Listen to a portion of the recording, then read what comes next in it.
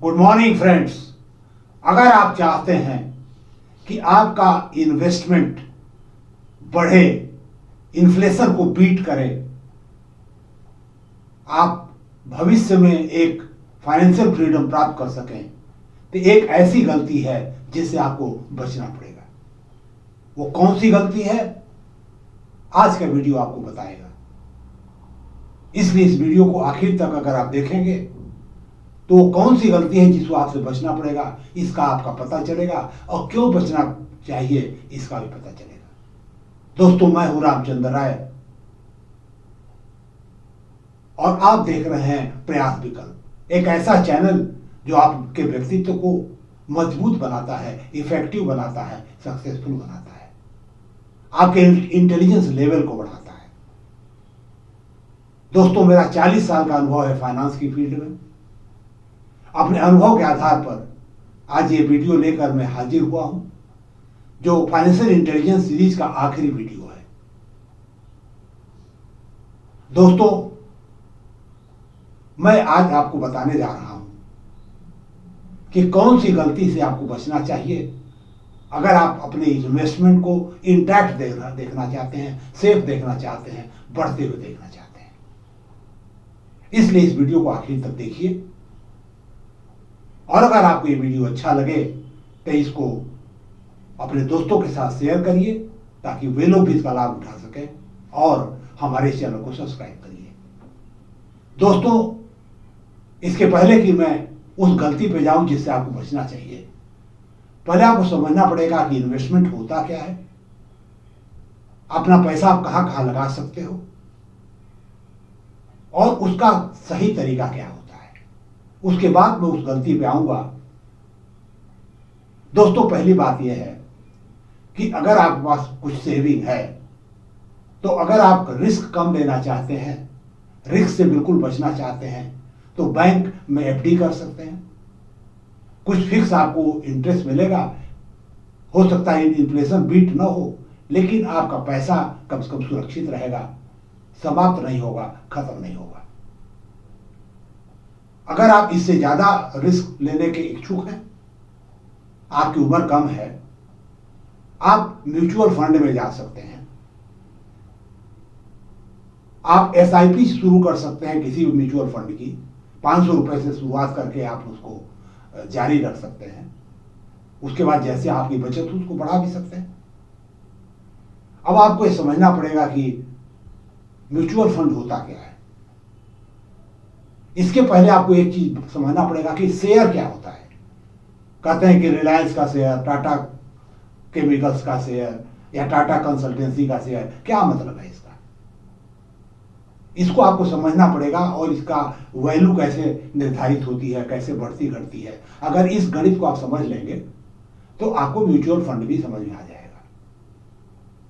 दोस्तों, मान लीजिए कि कोई कंपनी है जिसने 10,000 शेयर जारी रखे हैं मार्केट में, और आप उस कंपनी का 100 शेयर खरीदते हैं, तो 10,000 में से 100 शेयर आपके पास है, तो उतने अंश के आप भागीदार हैं उस कंपनी में, आप उसके मालिक हैं।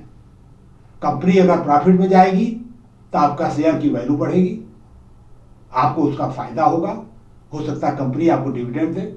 अगर वो शेयर नीचे जाता है, कंपनी घाटे में जाती है, वो जो प्रोडक्ट या सर्विस दे रही है, अगर उसकी मांग कम होती है, लॉस में चली जाती है कंपनी, तो आपके शेयर की वैल्यू भी कम होगी। इसमें एक कॉन्सेप्ट समझिए, बुक वैल्यू। बुक वैल्यू मतलब 10 रुपए का मान लीजिए शेयर है जो कंपनी आप खरीदने गए हैं, हो सकता है इस समय 50 रुपए में मार्केट में मिले हो। तो 50 रुपए में क्यों मिल रहा है? इसलिए मिल रहा है कि 50 रुपए उसकी आज के वैल्यूएशन मार्केट कर रहा है। और अगर कंपनी मान लीजिए फायदे में जाती है, तेजी से बढ़ती है, तो उसकी अर्निंग पर शेयर एक कॉन्सेप्ट होता है कि पर शेयर पर ईयर कितने रुपए कमा रही है कंपनी। और अगर उसको 30 साल का अगर आप देखें उस कंपनी का प्रॉफिट का जो ग्राफ है, और अर्निंग पर शेयर उसमें कैसे बढ़ रही है, और उसको आप डिस्काउंट करके आज की डेट में लाएं, तो कायदे से वो उस शेयर की वैल्यू होनी चाहिए। तो सवाल यह उठता है कि अगर कंपनी प्रॉफिटेबल नहीं है तो शेयर नहीं बढ़ेगा, अगर घाटे में है तो शेयर की वैल्यू कम होगी। अब हो सकता है कि आप 1 शेयर में पैसा लगाएं, हो सकता है 10 शेयर में पैसा लगाएं। 10 शेयर में मान लीजिए आपने पैसे लगाए, 10 कंपनी के शेयर लिए आपने थोड़े थोड़े करके, किसी का बढ़ा किसी का घटा, ओवरऑल आपका रेट ऑफ रिटर्न मान लीजिए 12% आपको मिल गया साल में।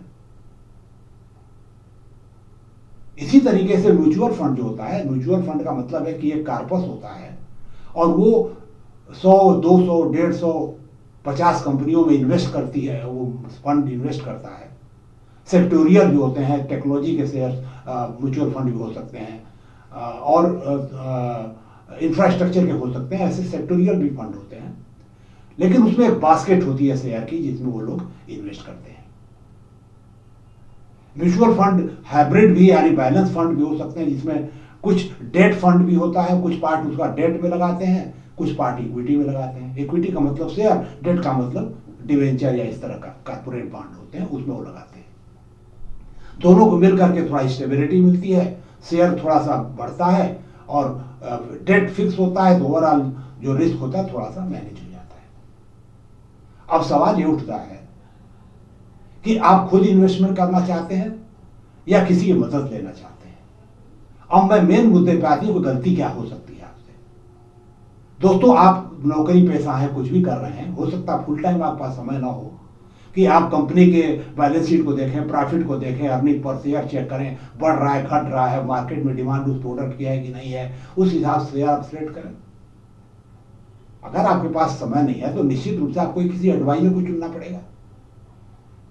सबसे बड़ी गलती यहीं पर होती है कि हम गलत एडवाइजर चुन लेते हैं। अब गलत एडवाइजर कौन है, सही एडवाइजर कौन है? मैं आपको बोलना चाहूंगा कि तमाम बैंक्स हैं और फाइनेंशियल इंस्टीट्यूशंस हैं, वो लोग अपने फाइनेंशियल प्रोडक्ट लेके आए हुए हैं, उनके म्यूचुअल फंड्स हैं, उनके बैलेंस फंड्स हैं, उनके डेट फंड्स हैं, वो अपने प्रोडक्ट रखे हुए हैं। और वो लोग अपने रिलेशन मैनेजर भी रखते हैं अपने बैंक में, और रिलेशन मैनेजर देखता है कि किसके बैंक में कितना पैसा है अकाउंट में, उसको पता चल जाता है और आपके पीछे पड़ जाता है, साहब पैसा लगाइए, इन्वेस्ट करिए, ये करिए, वो करिए। और वो अपने बैंक के जो फंड हैं वो आपको बेचना चाहता है, चाहे म्यूचुअल फंड इक्विटी बेस हो, ग्रोथ हो, या डेट फंड हो, या बैलेंस फंड हो।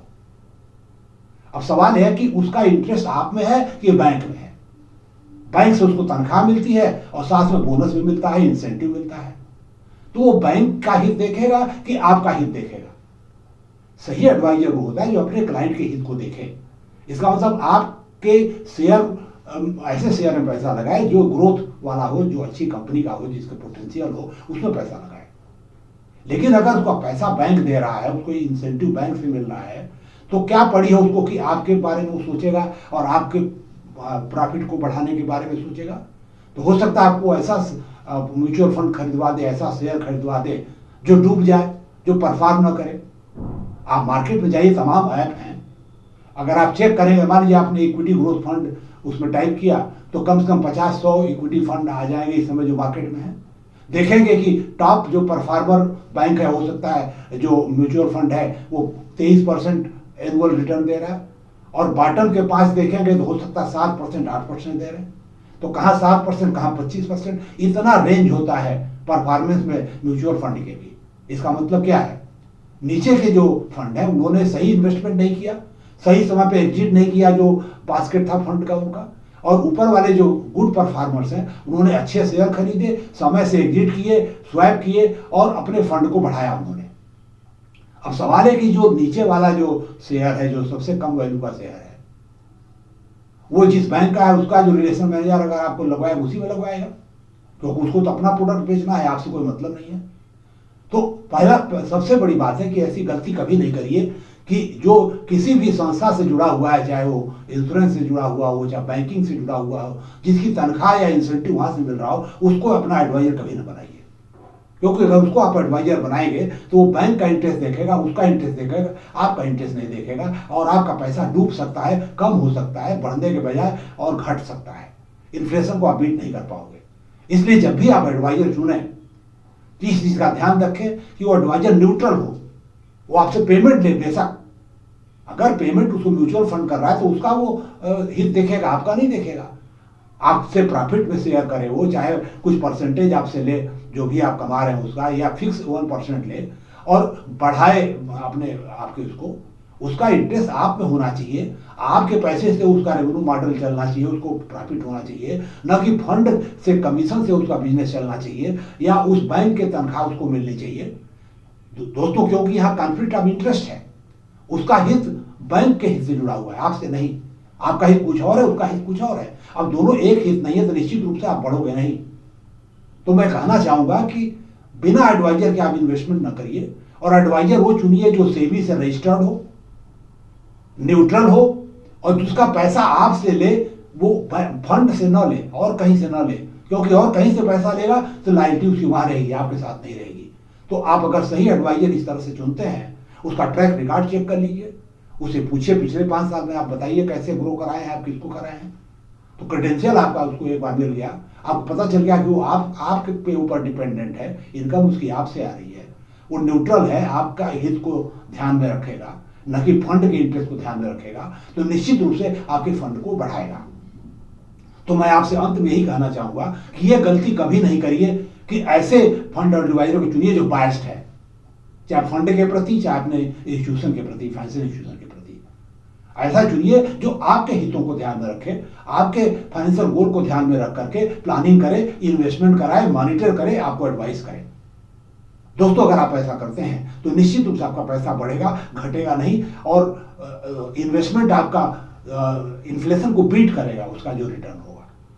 मैं इसी शब्दों के साथ अपना ये सीरीज समाप्त करना चाहूंगा, और उम्मीद करूंगा कि आप 5 सीरीज इसकी देखेंगे, फाइनेंशियल इंटेलिजेंस की, public finance, corporate finance, personal finance में जो भी हमने बताया उसको देखेंगे। और पर्सनल फाइनेंस में हमने बताया कि एडवाइजर आपको रखना चाहिए, लेकिन आज मैं यही बताने जा रहा हूं कि एडवाइजर वो होना चाहिए जो आपके इंटरेस्ट को प्रोटेक्ट करे, न कि अपने इंटरेस्ट को या अपने फाइनेंशियल इंस्टीट्यूशन के इंटरेस्ट को प्रोटेक्ट करे। कॉन्फ्लिक्ट ऑफ इंटरेस्ट नहीं होना चाहिए। अगर आप ऐसा करते हैं तो आपका इन्वेस्टमेंट सिक्योर्ड होगा। दोस्तों, अगर ये वीडियो आपको अच्छा लगा हो, इसको शेयर करिए, ज्यादा से ज्यादा लोगों में करिए, और हमारे चैनल को सब्सक्राइब करिए। एक काम और करिए, अच्छा देखिए, अच्छा सुनिए, अच्छा पढ़िए, ताकि आपके अंदर अच्छी सूचना जाए, आप दिन पर दिन बेहतर हो, आपका व्यक्तित्व दिन पर दिन बेहतर हो। दोस्तों, अगला वीडियो में लेके आने जा रहा हूं कि how to manage toxic behaviour. तब तक के लिए आप इंतजार करिए, अपना ध्यान रखिए, और दिन पर दिन इंप्रूव करते रहिए। दोस्तों, हमें सुनने के लिए बहुत बहुत धन्यवाद।